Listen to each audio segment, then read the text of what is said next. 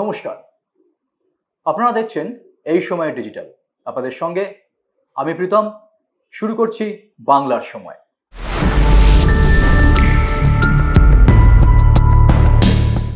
চিকিৎসা ব্যবস্থা নিয়ে আহ, রাজ্যের মানুষ অনেকটাই কিন্তু সরকারি হাসপাতালের ওপর নির্ভরশীল এবং সেক্ষেত্রে রাজ্য সরকারের তরফ থেকে অনেক সরকারি হাসপাতাল আগে যা ছিল পরবর্তী ক্ষেত্রে আরো তৈরি করা হয়েছে এবং সেক্ষেত্রে বারে বারেই রাজ্য সরকারের তরফ থেকে বলা হয় যে সেখানে বিনামূল্যে চিকিৎসা পরিষেবা।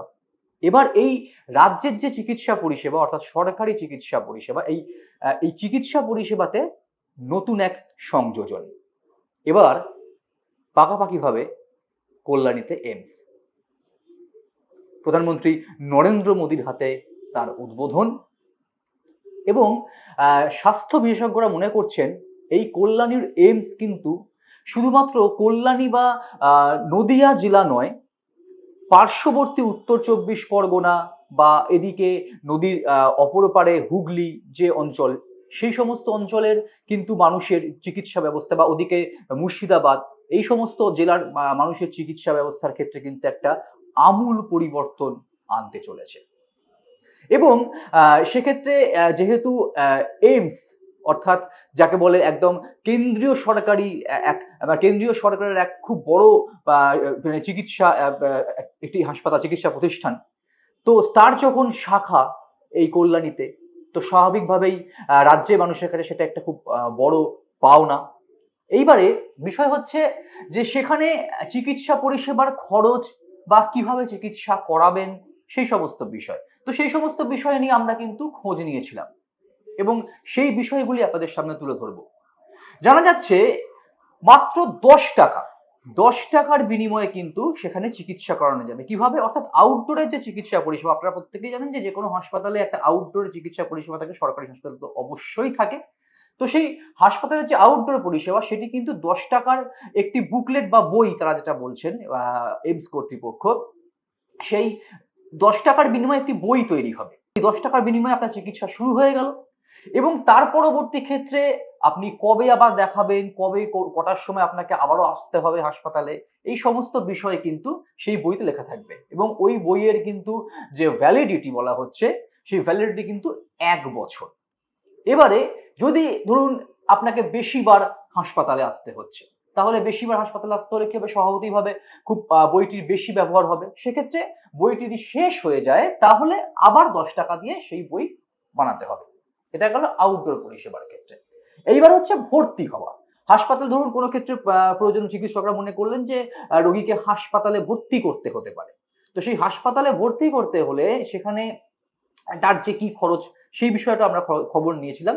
তো সেখানে জানা যাচ্ছে যে 35 টাকা, জেনারেল বেডে 35 টাকার বিনিময়ে কিন্তু ভর্তি হওয়া যাবে। অর্থাৎ সেই বেডে, জেনারেল বেডে ভর্তির খরচ 35 টাকা এবং তাতে কিন্তু তার সাথে যেমন বেডে মানে তাকে তাকে যেমন জেনারেল বেড দেওয়া হচ্ছে রোগীকে, তার সঙ্গে কিন্তু খাওয়াও দেওয়া হচ্ছে, অর্থাৎ খাবারের কিন্তু ব্যবস্থা সেই 35 টাকার মধ্যেই থাকছে।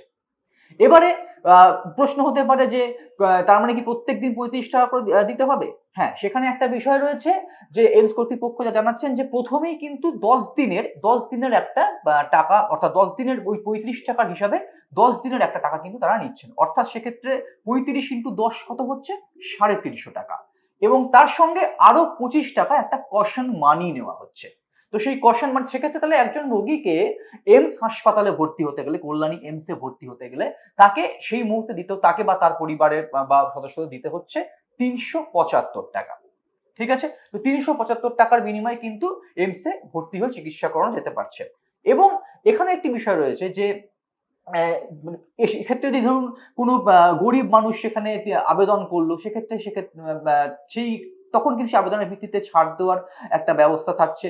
কিংবা তারপরে যেটা হচ্ছে যে যদি কেন্দ্রীয় সরকারের যে সমস্ত যদি কোনো স্কিমের মধ্যে থেকে থাকেন, সেক্ষেত্রে যেমন আয়ুষ্মান ভারত এরকম স্কিমের কার্ড থাকলেও কিন্তু অবশ্যই সেক্ষেত্রে ছাড় পাওয়া যাবে। এবারে বিষয় হচ্ছে যে টেস্ট। এইখানে যা জানা যাচ্ছে যে কোনো বিভিন্ন ধরনের টেস্ট ইতিমধ্যে সেখানে থাকছে, যেমন ব্লাড টেস্ট থাকছে বা অন্যান্য ইউএসজি থাকছে, ইসিজি থাকছে, এই সমস্ত বিভিন্ন ধরনের টেস্টের ব্যবস্থা কিন্তু এই হাসপাতালে থাকছে এবং সেগুলো এইমস কর্তৃপক্ষরা জানাচ্ছেন যে সেগুলো কিন্তু অত্যন্ত কম খরচে, অর্থাৎ বাজারে যে বেসরকারি ক্ষেত্রে বা বেসরকারি হাসপাতাল বা বেসরকারি চিকিৎসা প্রতিষ্ঠানে বা প্যাথোলজিতে যে ধরনের খরচ তার থেকে কিন্তু অনেকটা কম খরচে সেখানে করা যাবে। অর্থাৎ যে কথাটা প্রথমেই বলা হলো যে রাজ্যের চিকিৎসা ব্যবস্থায় কিন্তু একটা বিরাট বড় পরিবর্তন আসতে চলেছে। তার মধ্যেও যেটা আলাদা করে বলা হতে পারে বা বলা যেতে পারে যে এই কল্যাণী বা গোটা জেলা নদিয়া, পার্শ্ববর্তী মুর্শিদাবাদ, এদিকে উত্তর ২৪ পরগনা বা নদীর অপর প্রান্তে হুগলি, এই সমস্ত অঞ্চলের মানুষের কাছে কিন্তু মানে তাদেরকে কিন্তু আর সরাসরি কলকাতা না এসে তারা কিন্তু মাঝখানের যে রাস্তাটি, অর্থাৎ মুর্শিদাবাদ থেকে কোনো রোগীকে যদি কলকাতায় আসতে হয় বা মালদা থেকে কোনো রোগীকে যদি কলকাতায় আসতে হয়, সেক্ষেত্রে কিন্তু তারা কলকাতায় না এসে প্রয়োজনে কিন্তু এইমসেও চিকিৎসা করাতে পারেন।